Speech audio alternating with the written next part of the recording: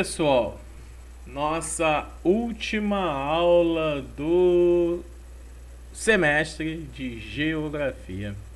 Encerrando a região Centro-Oeste, a gente vai falar agora sobre conclusão dos aspectos econômicos. Vou logo adiantar para vocês, essa aula ela vai ter uma atividade, fora as tarefas, né? Essa atividade ela vai ser para o dia 3 de agosto, certo? E essa atividade ela vale para a composição da nota de vocês como trabalho, que é o que? Um mapa conceitual da região Centro-Oeste, certo? Mapa conceitual da região Centro-Oeste. Joinha, beleza? Tranquilo? Esse mapa conceitual é para ser entregue no dia 3 de agosto, destacando todos esses aspectos. Então você vai formatar, formular, organizar o mapa de vocês e postar na atividade lá no Classroom. Beleza? No formato imagem ou no formato PDF, se você preferir fazer no computador. Só que esse negócio de fazer no computador, cuidado com plágio. Tirar zero de bobeira, tá? Vamos lá então. Continuando aqui. Aspectos econômicos. Vamos lá. A gente tinha falado sobre agricultura, sobre extrativismo mineral, extrativismo vegetal, extrativismo animal. Agora nós vamos falamos sobre a pecuária. Agricultura não, nós falamos sobre a pecuária. Agora que nós vamos falar sobre agricultura. Beleza? É sobre isso que a gente vai conversar agora. A agricultura a gente não tinha conversado ainda especificamente nessas aulas que nós tivemos aí, aulas ao vivaço, tá? Seguinte, a agricultura. Quando a gente olha a agricultura da região Centro-Oeste, a gente tem que perceber que nós temos todo um mosaico de realidades. Nós temos características profundamente diferentes em diferentes sociedades, em diferentes regiões, com diferentes aspectos, certo? A agricultura, então, ela é a agricultura no Centro-Oeste, ela é o quê? Ela é uma verdadeira... Como é que eu posso falar, cara? Qual seria a melhor maneira de eu falar para vocês? É uma verdadeira...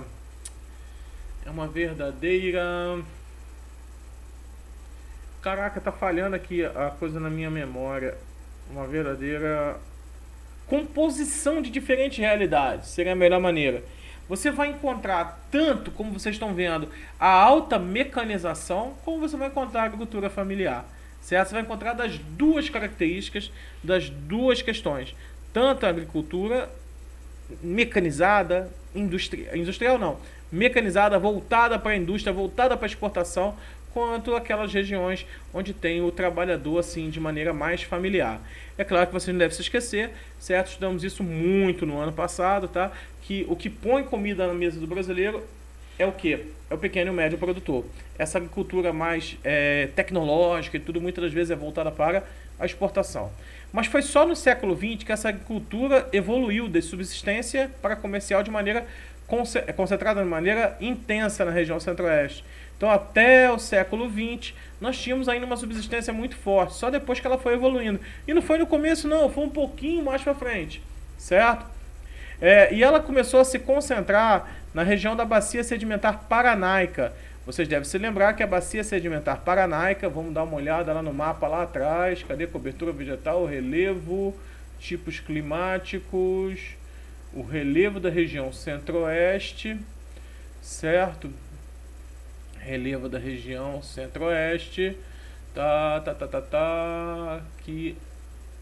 aqui, ó, beleza, que tá nessa região aqui próxima, certo, do Planalto Meridional. Aqui que nós temos essa área aqui, que seria mais propícia, essa área aqui tá vendo o número 7, beleza? Aqui você tem um solo de boa característica, por essa região, característica que a gente vai chamar de terra roça, né? Por essa questão é que você vai ter aí uma boa área de produção agrícola. Nessa área aí, lá é disputada a tapa, mapa de conflitos de terras é muito significativo naquela região. Beleza? As principais áreas de produção que nós temos nessa região Centro-Oeste estão lá, Mato Grosso de Goiás, Ceres, né? Onde tem o cultivo de feijão, milho e arroz, certo? Feijão, milho e arroz. Na vertente goiana do Paranaíba, você vai ter a produção de arroz, milho, soja, feijão, algodão, cana, frutas, como abacaxi, assim como nós temos aqui na região do Miranorte, certo? E também a laranja. Destacam-se aqui os municípios de Itumbiara e Goiatuba, beleza? E no sul do Mato Grosso do Sul nós temos Dourados, tá? com agricultores de pequenas propriedades que cultivam trigo, arroz, café, milho, soja, feijão e criam gado em pastagens plantadas nas áreas mais antigas. Tá ok? Mato Grosso do Sul, sul do Mato Grosso do Sul. Sul do Mato Grosso do Sul é a região que nós temos maiores conflitos rurais. Inclusive, eu gostaria, para saber se você está assistindo a aula, eu gostaria que vocês escrevessem lá no chat do grupo, do WhatsApp, vocês escrevam lá, tá? Alta concentração, certo? De conflitos rurais. Alta concentração de conflitos rurais. Coloque assim, ó, alta concentração de conflitos rurais, que eu vou saber que você está assistindo a aula. Joinha, pessoal? Vamos lá, dando continuidade aqui, chegamos enfim na industrialização. Então nós terminamos aqui a agricultura e vamos agora para a industrialização. Você muitas das vezes pergunta, pô, a industrialização lá é bacana, é boa? Não, cara, ela é a menos industrializada do Brasil, certo?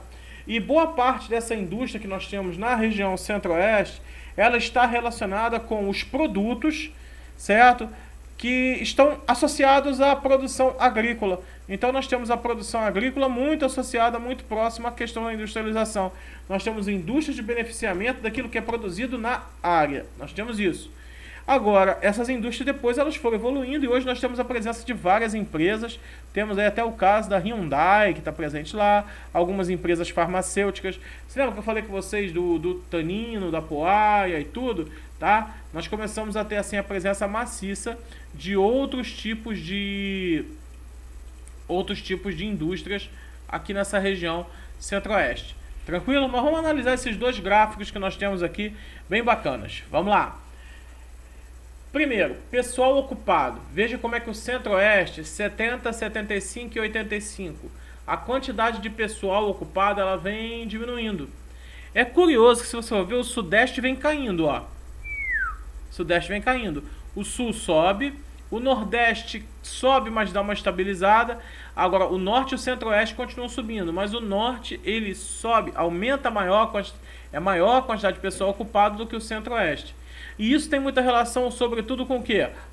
Sobretudo com a Zona Franca de Manaus, que a gente estudou no outro módulo, no módulo anterior.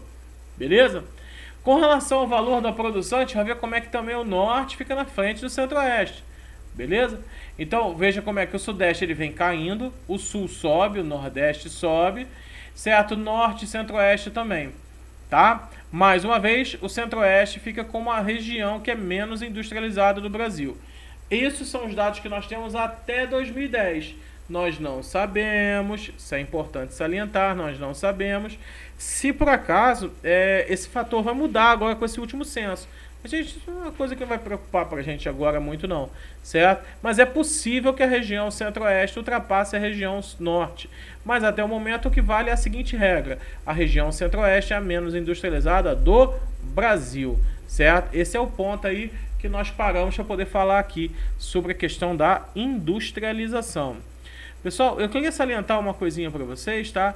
Que a pouca quantidade de indústria associada à grande extensão das terras ocupadas na região centro-oeste acaba promovendo um fator muito curioso, que é a baixa quantidade de pessoas empregadas e, consequentemente, muitas pessoas no setor terciário, mas daquele de baixa qualificação, conhecido também como subemprego ou economia informal, certo? Isso acaba fazendo um inchaço urbano e traz problemas significativos aí para a sociedade. Joinha, beleza? Vamos lá, pessoal, dando continuidade, falar aqui, olha, predomínio que eu falei com vocês, beneficiamento de cereais, máquinas de arroz, casa de farinha, torrefação de café, olarias e oficinas. Isso é o que tinha muito no centro-oeste. Era a realidade industrial, como eu falei, muito associado aos produtos da região, certo? Muito associado aos produtos da região. Com o passar do tempo, foram surgindo vários investimentos estrangeiros que começaram a focar na indústria do agronegócio, inclusive com a chegada de muitos agri-clusters. Nós temos aí a presença da Perdigão e tudo, algumas empresas que começaram a associar o agronegócio com a sua indústria, e nós temos a indústria frigorífica, a fábrica de óleos vegetais, a indústria de queijos, de laticínios de um modo geral, beleza? Elas começaram a se desenvolver. Também chegaram para essa região fábricas de cimento, proximidade com energia e jazidas de calcário, né? Nós temos a extração mineral, fábricas que estão relacionadas à extração mineral e beneficiamento dos minérios, beleza? A biotecnologia, a indústria química, farmacêutica começou a se aproximar. Mas só como vocês podem ver aqui no mapa, principalmente mais próximo de Goiás, certo? E a região norte ainda do Mato Grosso, ela fica bem focada na parte da agricultura. Mais recentemente, algumas indústrias automobilísticas, como a Hyundai e a Mitsubishi, foram se instalando em Goiás. Inclusive, vale a pena vocês corrigirem um erro de digitação aí, tá Hyundai com W, tá? Na apostila vocês dão uma corrigida lá, foi um erro certamente de digitação que deram mole aí na hora de fazer a revisão. Certinho? Beleza? Então, indústrias mais recentes que começaram a chegar e desenvolver o seu... como é que se diz? E desenvolver o seu portfólio de produtos, que de certa forma acaba atraindo também, tá? Acaba atraindo muita gente a poder trabalhar, certo? E aí atrai pessoal qualificado. Quando não tem pessoal qualificado, começa a atrair instituições para qualificar a população local. E aí você tem uma série de modificações, tanto na infraestrutura também do terciário, porque o terciário tem que se adaptar à chegada dessas indústrias, certo? Cara, seria maravilhoso. Já pensou uma indústria dessa aqui na região sul do Tocantins? Que maravilha, né? Uma indústria dessa ia trazer muita quantidade de emprego. O que a gente precisa mesmo no nosso estado é realmente a indústria. O Centro-Oeste como um todo e o nosso estado do Tocantins aqui, que faz parte do Norte, precisa atrair indústrias, porque elas vão incrementar o salário das pessoas do local e vão acabar promovendo um desenvolvimento aqui na nossa região, certo? Tanto no Goiás quanto aqui no Tocantins. Eu sempre falo muito isso, que a gente ainda tem muito essa raiz assim de Centro-Oeste, tá? A gente se sente como tocantinense, a gente acaba se sentindo um pouco mais próximo de Goiás do que necessariamente do Pará, tá? Beleza? Vamos lá, dando continuidade, pessoal, naquilo que a gente estava conversando. Então a gente já tem uma noção assim genérica da indústria, tá? Agora, se tem indústria, fato importante, se eu tenho indústria, eu preciso de fatores locacionais. Eu já tenho recursos, eu já tenho energia, eu já tenho mão de obra, eu já tenho mercado consumidor, que eu estou perto do Centro-Oeste, do Sudeste. Então, o que estava faltando? Eu preciso de uma área de transporte, porque eu preciso escoar essa produção, certo? E nós estamos numa região que ela é bem no interior. Então, como é que eu vou utilizar o transporte? O aeroviário? Não, cara, o aeroviário é muito caro, certo? Eu vou ter que desenvolver metodologias e técnicas para poder fazer com que esses produtos do Centro-Oeste cheguem na região litorânea, certo? E cheguem nos grandes centros. Então a saída vai ser a ferrovia, a saída vai ser a rodovia e também a hidrovia. São os principais pontos que a gente vai começar a estudar agora em transporte, certo? A apostila de vocês, ela vai assim bem fundo, né? Falar sobre cada estrada, quando que ela é construída, quando que é que ela corta, essas coisas todas.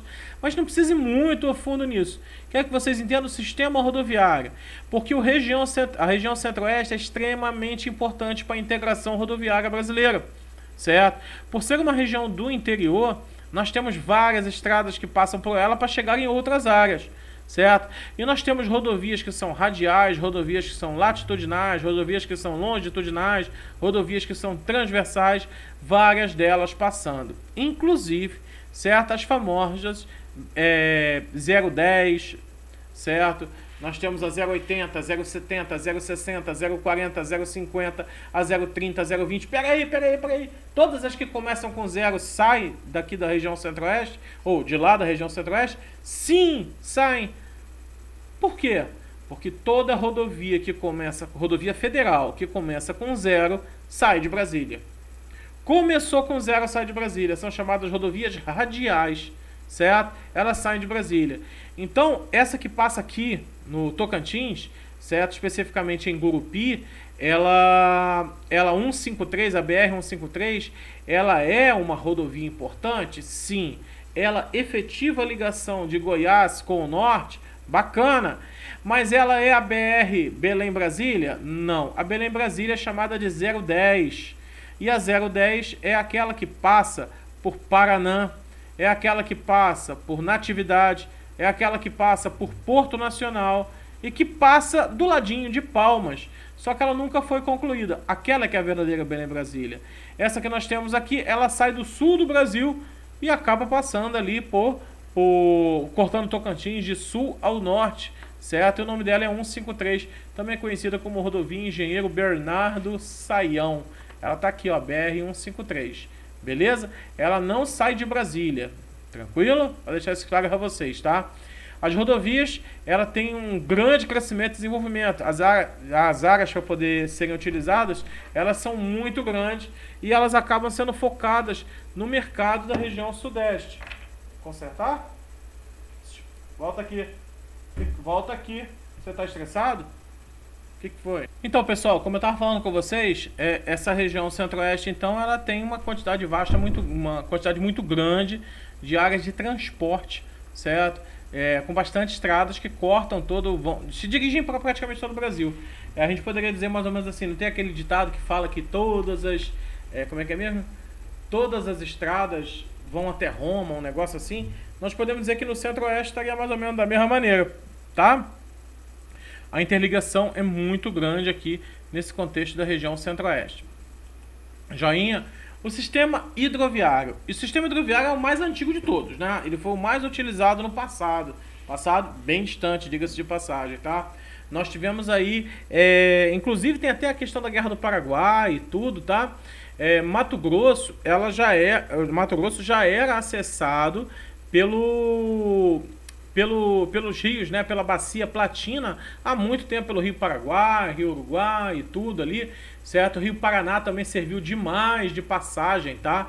De passagem pelos,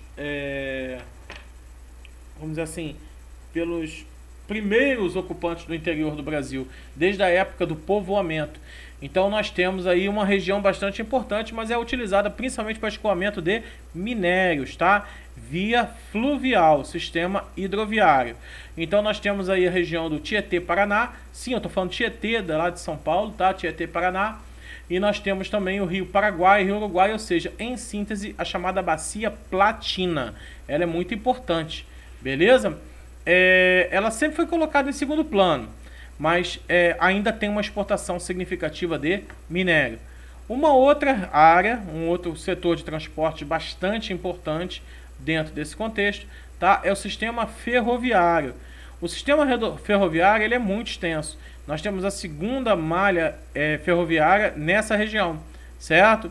É interessante que a gente vai perceber que essa região centro-oeste, o sistema ferroviário ele é focado mais no transporte de produtos, no caso, relacionados ao extrativismo, mais questão de minérios. Cabe ressaltar a Novo Oeste, a Ferroban e a Ferronorte, que elas principalmente exportam o quê? Elas principalmente exportam minérios, recursos minerais. E vocês estão vendo como é que no caso aqui nós temos a Novo Oeste, tá? A Novo Oeste vai de Corumbá até Bauru, certo?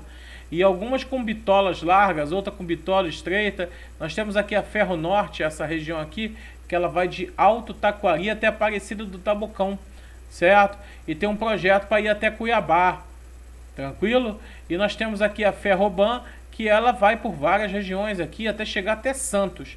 É o escoamento de produção que nós temos, tá? Nesse outro mapa mostra pra gente aqui como é que corta o Mato Grosso do Sul e São Paulo até chegar em Santos para escoamento de produção.